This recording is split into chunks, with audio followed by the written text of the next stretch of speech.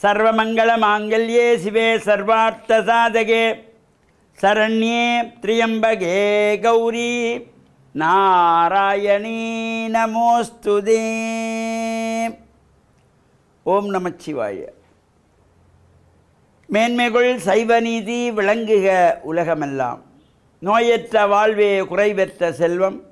அந்த நோய் நொடிகள் இல்லாத வாழ்வு இந்த உலக மக்கள் எல்லோரும் வாழ வேண்டும் என்று கலியுகத்தின் காந்தமலை ஜோதியாகிய சபரிமலை சுவாமி ஐயப்பனுடைய திருவடிகளை சிறந்தாழ்த்தி டான் தமிழொலி ஓம் தொலைக்காட்சி நேயர்கள் அனைவருக்கும் சர்வதேச இந்து மத குருபீடம் அகில இலங்கை சபரிமலை ஸ்ரீ சாஸ்தாபீடத்தின் சார்பில் இனிய வணக்கங்களும் நல்லாசிகளும். இன்றும் மங்களகரமான விஸ்வாவசு வருஷம் ஆவணி மாதம் 10ஆம் நாள் 26/8/2025 செவ்வாய்க்கிழமை. இன்று மலர்ந்திருக்கின்ற இன்றைய பொழுதும் நம் எல்லோருடைய வாழ்விலும் எல்லா விதமான சிறப்புகளும் வெற்றிகளும் கிடைக்கின்ற வகையிலே இறை பிரார்த்தனையில் ஈடுபட்டு பெற்றோர்கள் பெரியோர்கள் குருவானவர்கள் ஆசிரியர்களையும் வணங்கி அவருடைய அன்பையும் ஆசியையும் பெறுகின்ற பொழுதும் எந்த நாளுமே நமக்கு நல்ல நாளாக அமையக்கூடியது. இன்று மங்களவாரம் என்கின்ற செவ்வாய்க்கிழமை ஆசாரசீரராக ஆலயங்களில் சென்று வழிபாடு செய்யக்கூடியவர்கள் சாயங்கால வேளையிலே ராகு கால நேரத்திலே துர்க்கை அம்பாளை வேண்டி எலுமிச்சம்பழத்திலே விளக்கு ஏற்றி குங்கும அர்ச்சனை செய்து வழிபாடு செய்யக்கூடியவர்களும் இந்த செவ்வாய் தோஷம் காலசர்ப்ப தோஷம் நாகதோஷத்திலிருந்து விடுபடுகின்ற வகையிலே இந்த ராகு கால துர்கா பூஜையிலே கலந்து கொள்வார்கள். நாளைய தினம் புதன்கிழமை 27ஆம் திகதி. நாளை விநாயக சதுர்த்தி, ஆவணி சதுர்த்தி, விநாயகப் பெருமானை வேண்டி வழிபாடு செய்கின்ற சிறப்பான நாள். இந்த ஆவணி சதுர்த்தி மாதங்கள் தோறும் இந்த சதுர்த்தி வருகின்ற பொழுதிலும் இந்த ஆவணி மாதத்திலே வருகின்ற சதுர்த்தி விநாயக சதுர்த்தி என்று சிறப்பாக போற்றப்படுவது. அவ்வாறு இந்த விநாயகர் சதுர்த்தியை முன்னிட்டு பல்வேறு விநாயகர் ஆலயங்களிலே சங்காபிஷேகங்கள், பால்குட பவனிகள், பொங்கல் வழிபாடுகள் என்று பல்வேறு சிறப்புகளோடு கூடுதலாக நடைபெறக்கூடியது. தமிழகத்தை பொறுத்தவரையிலே அங்கே விநாயகருடைய சிலைகளெல்லாம் மண்ணினாலே செய்து கொண்டு சென்று அங்கே அந்த 3ஆவது நாள் கடலிலே கரைக்கின்ற ஒரு வழக்கமும் இருந்து வருகின்றது அண்மை காலங்களாக. அவ்வாறு நாம் விநாயகரை அவ்வாறு மண்ணிலே செய்து கொண்டு போய் ஆற்றிலே கரைப்பது என்பது பொதுவாக நம்முடைய இலங்கை திருநாட்டிலே இது இந்த மார்கழி மாதத்திலே மார்கழி மாதம் பூராவும் சாணத்தினாலே பிள்ளையார் பிடித்து வைத்து தை மாதம் மலர்ந்ததும் அந்த எல்லா பிள்ளையாரையும் ஒன்றாக சேர்த்து கொண்டு போய் ஆத்தங்கரையிலே விடுகின்ற ஒரு வழக்கம் இலங்கை சைவ மக்கள் மத்தியிலே பன்று தொட்டு இருந்து வருகின்றது. அவ்வாறான சிறப்படக்கூடிய ஆவணி மாதத்து சதுர்த்தியிலே நாமும் விநாயகர் ஆலயங்களில் சென்று பிரார்த்தனை செய்து வழிபாடு செய்வதோடு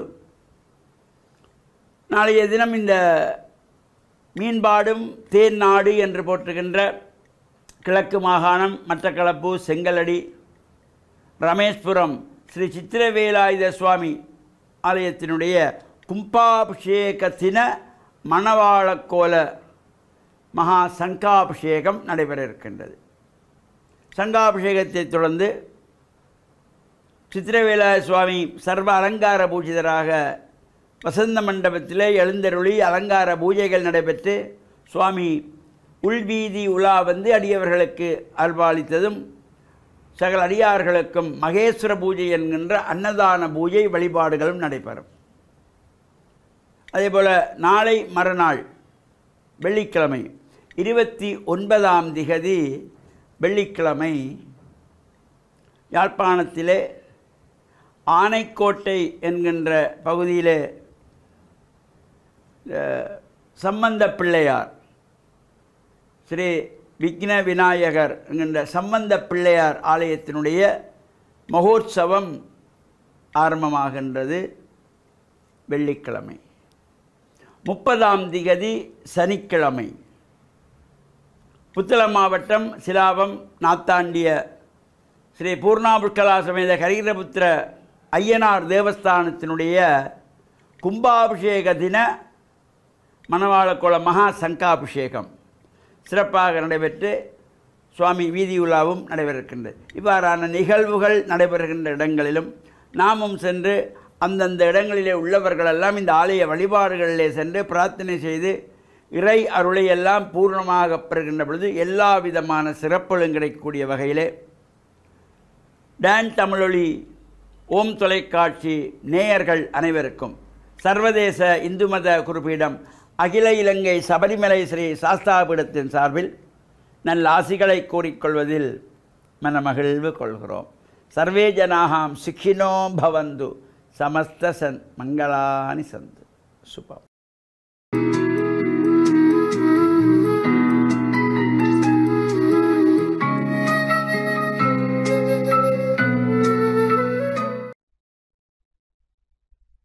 இறை இயேசுவில் என் அன்பு நெஞ்சங்களே, கிறிஸ்தவ நற்சிந்தனை வேளையில் உங்களை சந்திப்பதிலே பெரும் மகிழ்வு கொள்கின்றேன். ஆண்டவர் இயேசுவிடம் சிலர் வந்து முறையிடுகின்றார்கள். பரிசேயர்களுடைய சீடர்கள், யோவானுடைய சீடர்கள் எல்லாம் உபவாசம் இருக்கின்றார்கள், நோன்பு இருக்கின்றார்கள், தவம் செய்கின்றார்கள். ஆனால் உம்முடைய சீடர்கள் எப்பொழுதும் உண்டு குடித்து மகிழ்ந்து கொண்டாடுகின்றார்கள் என்று. உண்டு குடித்து மகிழுவது என்பது அல்லது மகிழ்ச்சியாக இருப்பது என்பது கிறிஸ்தவ வாழ்வுக்கு முரணானது அல்ல. சிலர் நினைக்கலாம், நாங்கள் இறை பக்தியோடு இருந்தால் நாங்கள் சிரிக்கவே கூடாது என்று. எப்பொழுதும் நாங்கள் எங்களுடைய முகங்களை இறுக்கமாக வைத்திருக்க வேண்டும், எங்களுடைய உறவாடல்கள் அவற்றையெல்லாம் நாங்கள் எப்பொழுதும் இறுக்கமாக வைத்திருக்க வேண்டும், நாங்கள் மகிழ்ந்து கொண்டாடக்கூடாது என்று. வாழ்க்கை ஒரு கொண்டாட்டமாகும். அதனால் நாங்கள் ஒரு மேலோட்டமான, எப்பொழுதுமே நாங்கள் எங்களை களியாட்டங்களிலே ஈடுபடுத்துகின்றவர்களாக இருக்க வேண்டிய அவசியமில்லை. அப்படியான ஒரு வாழ்வு எங்களுக்கு கிடைக்காது. அப்படியான ஒரு வாழ்வை தேடி போகின்ற பொழுது நிலையான உண்மையான மகிழ்ச்சியான வாழ்வை நாங்கள் இழந்து விடலாம். அதனால் இயேசு ஒரு அழகான ஒரு சிறிய உவமையை சொல்லுகின்றார். புதிய ஆடையிலே இருந்து ஒரு துண்டை எடுத்து பழைய ஆடையிலே ஒட்டு போடக்கூடாது என்று. அது கிழிந்துவிடும். ஏனென்றால் ஒன்று மற்றதோடு ஒத்துப்போகாது. பழமையான சிந்தனைகளும் புதுமையான சிந்தனைகளும் இந்த இரண்டுக்கும் இடையிலே சில வேளைகளிலே முரண்பாடுகளும் போட்டிகளும் எதிர்ப்புகளும் இருக்கும். ஒருவர் ஒரு புதுமையாக தன்னுடைய வாழ்க்கையை ஒரு படைப்பாற்றல் ரீதியாக நோக்குகின்ற பொழுது தன்னுடைய வாழ்வை எப்படி விரிவுபடுத்தலாம், முன்னேற்றலாம் என்று சிந்திக்க அவருடைய அந்த சிந்தனையும் ஆற்றல்களும் அவரை தூண்டுகின்ற பொழுது அவர் சில புதுமையான விடயங்களிலே, புதிய விடயங்களிலே ஈடுபடுவார். பழமையாக நாங்கள் சம்பிரதாயமாக செய்து கொண்டிருக்கின்ற விடயங்களை அனுதினம் திருப்ப செய்கின்ற பொழுது எங்களுடைய வாழ்விலே உப்புச்சப்பு இல்லாமல் போய்விடலாம். எங்களுடைய வாழ்வு ஒரு வறண்ட வாழ்வாக அல்லது ஒரு மகிழ்ச்சி இல்லாத வாழ்வாக மாறலாம். ஆகையினாலே நாங்கள் எப்படி எங்களையும் எங்களோடு இருக்கின்றவர்களையும் எங்களுடைய இந்த இயற்கையின் வனப்புகளையும் நாங்கள் எப்படி அவற்றை மகிழ்வாக நாங்கள் அணுகலாம் என்று சிந்திக்கலாம். குறிப்பாக உங்களுடைய இல்லங்களிலே நீங்கள் தளபாடங்களை வைத்திருக்கின்றீர்கள். இடையிடையே நாங்கள் அவற்றை ஒரு மாற்றத்தினூடாக அவற்றை இன்னும் புதிதாக்கி அல்ல புதிய மாற்றங்களை எங்களுடைய வீட்டு அந்த சூழலிலே உருவாக்குகின்ற பொழுது ஒரு மகிழ்ச்சி, ஒரு மன நிறைவு, ஒரு புதுமையான எண்ணம், ஒரு புதுமையான பார்வை எங்களுடைய மனதங்களிலே எழலாம். எப்பொழுதுமே நாங்கள் ஒரே மாதிரியே எங்களுடைய உணவு உண்ணுகின்ற பழக்கத்தை கூட, எங்களுடைய உணவை கூட நாங்கள் ஒவ்வொரு நாளும் ஒரே விதமான உணவையே நாங்கள் உண்ணுகின்ற பொழுது சில வேளைகளிலே எங்களுக்கு பசி எடுக்காமல் போகலாம், அல்லது இந்த உணவை நாங்கள் சுவைத்து உண்ண முடியாமல் போகலாம். அதனாலே இந்த இறைவன் எங்களுக்கு தந்திருக்கின்ற ஒரு முக்கியமான ஆற்றல் படைப்பாற்றலாகும்.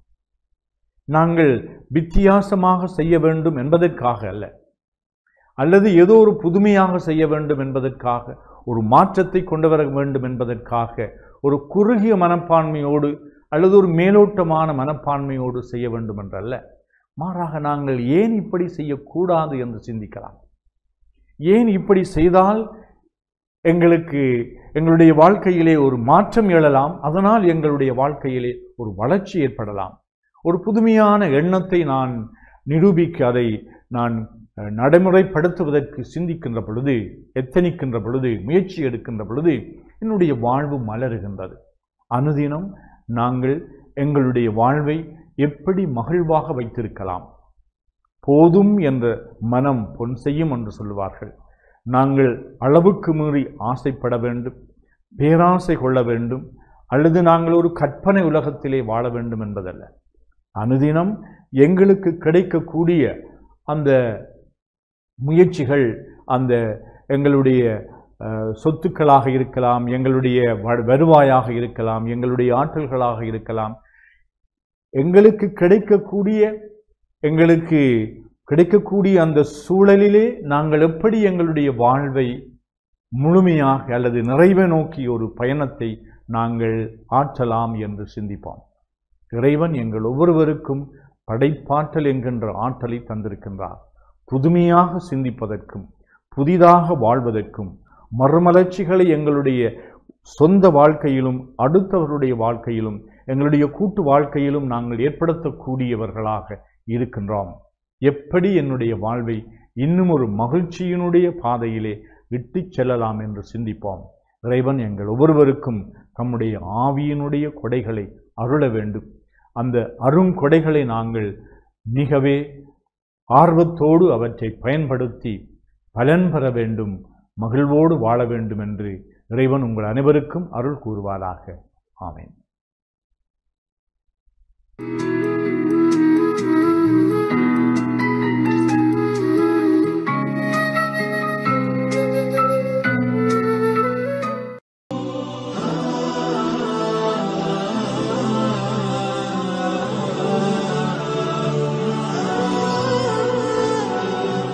Bismillahirrahmanirrahim.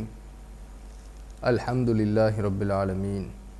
Wassalatu wassalamu ala ashrafil anbiya'i wal mursalin. Amma ba'd. Waqala an-nabiy sallallahu alayhi wa sallam, ala wa inna fil jasadi la mudghah idha salahat salaha al-jasadu kulluhu wa idha fasadat fasada al-jasadu kulluhu ala wahiyal qalb. சதக ரசூலுல்லாஹி ஸல்லல்லாஹு அலைஹி வஸல்லம். கண்ணியத்திற்குரிய அன்பார்ந்த நேயர்களே, அஸ்ஸலாமு அலைக்கும் வரஹ்மத்துல்லாஹி வபரகாத்து. மேற்கூறப்பட்ட இந்த நபி மொழியில் ரசூலுல்லாஹி ஸல்லல்லாஹு அலைஹி வஸல்லம் அவர்கள் கூறினார்கள், உங்களது உடலிலே ஒரு சதை பிண்டம் இருக்கிறது. அது சீராகிவிட்டால் முழு உடலும் சீராகிவிடும். அது சீர்கட்டு விட்டால் முழு உடலும் சீர்கட்டு விடும். அதுதான் உங்கள் உள்ளம் என்று சொன்னார்கள். பொதுவாக இன்று நடைமுறையில் நாம் சில விடயங்களை விளங்கிக் கொள்ளலாம். எந்த செயற்பாடாக இருந்தாலும் மனிதனுடைய உள்ளம்தான் அதனை முதலாவதாக முன்னெடுக்கின்றது. அது ஒரு நலவான செயலாக இருந்தாலும் அல்லது ஒரு கெடுதியான செயலாக இருந்தாலும், எதுவாக இருந்த போதிலும் மனிதனுடைய உள்ளம்தான் அதற்கு முடிவெடுக்கிறது. நான் ஒருவனுக்கு நலவு செய்ய வேண்டுமா அல்லது கெடுதியை உண்டாக்க வேண்டுமா? எனது தொழிலை நான் லாபகரமானதாக மாற்றிக்கொள்ள வேண்டுமா அல்லது மோசமானதாக மாற்றிக்கொள்ளலாமா? அல்லது எனது கல்வியை நான் வெற்றிகரமானதாக முன்னெடுக்க வேண்டுமா அல்லது விளையாட்டுத்தனமாக விட்டுவிட வேண்டுமா என்று இவ்வாறு உலகின் பல துறைகளில் இன்று எதை எடுத்துக்கொண்டாலும் உள்ளத்துடன் தொடர்புடையதாக எல்லா செயற்பாடுகளும் காணப்படுகின்றது. எனவே ஒருவன் நல்லவனாக இருப்பதற்கு, ஒருவன் நல்ல செயலை செய்வதற்கு, நல்ல விடயங்களை வாழ்வில் முன்னெடுப்பதற்கு உள்ளத்திலே நல்ல தன்மை, நல்ல எண்ணம் இருந்தால் அது அவனை சீரான நேரான பாதையில் வழி நடத்தக்கூடியதாக இருக்கும். உள்ளம் சீர்கட்டு விட்டால், உள்ளம் கெடுதியை உண்டாக்கி விட்டால், உள்ளம் கெடுதியை எண்ணுமானால் அது தனக்கும் நஷ்டத்தை உண்டாக்கி தன்னை சூழவுள்ள பௌதிக உயிர்கள் எல்லாவற்றிற்கும் அது கெடுதியை உண்டாக்கக்கூடியதாக மாறிவிடும். உலகில் நடக்கக்கூடிய அனைத்து பிரச்சனைகளுக்கும் காரணம் உள்ளம் சீர்கட்டு இருப்பது. மக்களுடைய உள்ளம் எப்போது நலவை உண்டாக்குமோ, நலவை எண்ணுமோ, நான் எந்த நலவை உண்டாக்கி கொள்ள வேண்டும், எந்த விடயத்தை என்னுடைய வாழ்வில் சீரானதாக மேற்கொள்ள வேண்டும் என்ற விடயத்தை எப்போது அது முன்னெடுக்குமோ, அது சிந்தனைக்கு கொண்டு வருமோ, அப்போது வாழ்வின் எல்லா செயற்பாடுகளும் நலவானதாகவும் நன்மை பயக்கக்கூடியதாகவும் மாறும். எப்போது உள்ளம் கெடுதியை எண்ணுமோ, கெடுதியான விடயத்தை நான் இதனை செய்வதை யாரும் பார்த்து விடக்கூடாது, நான் இந்த திட்டம் தீட்டுவது யாருக்கும் தெரிந்துவிடக்கூடாது என்று எப்போது உள்ளம் எண்ணுமோ, அந்த உள்ளம் கெடுதியை எண்ணுகின்றது. அந்த உள்ளம் சமூகத்திற்கு கேடு விளைவிப்பதை முன்னெடுக்கப் போகின்றது. எனவே இந்த உள்ளத்திலிருந்து நாங்கள் பாதுகாப்பு பெற வேண்டும். எனவே எங்களுடைய சிந்தனைகளை சீராக்க வேண்டும், நலவை எண்ண வேண்டும். இதைத்தான் ரசூலுல்லாஹி ஸல்லல்லாஹு அலைஹி வஸல்லம் அவர்கள் மேற்கண்ட பொன்மொழியிலிருந்து எங்களுக்கு போதனையாக கற்றுத்தந்திருக்கிறார்கள். எனவே அதனை வாழ்வில் எடுத்து செயற்படுத்துவதற்கு எல்லாம் வல்ல அல்லாஹு தாலா நம் அனைவருக்கும் அருள் புரிவானாக. வஆகிரு தஅவானா அனில் ஹம்துலில்லாஹி ரப்பில் ஆலமீன். வஸ்ஸலாமு அலைக்கும் வரஹ்மத்துல்லாஹி வபரகாத்துஹு.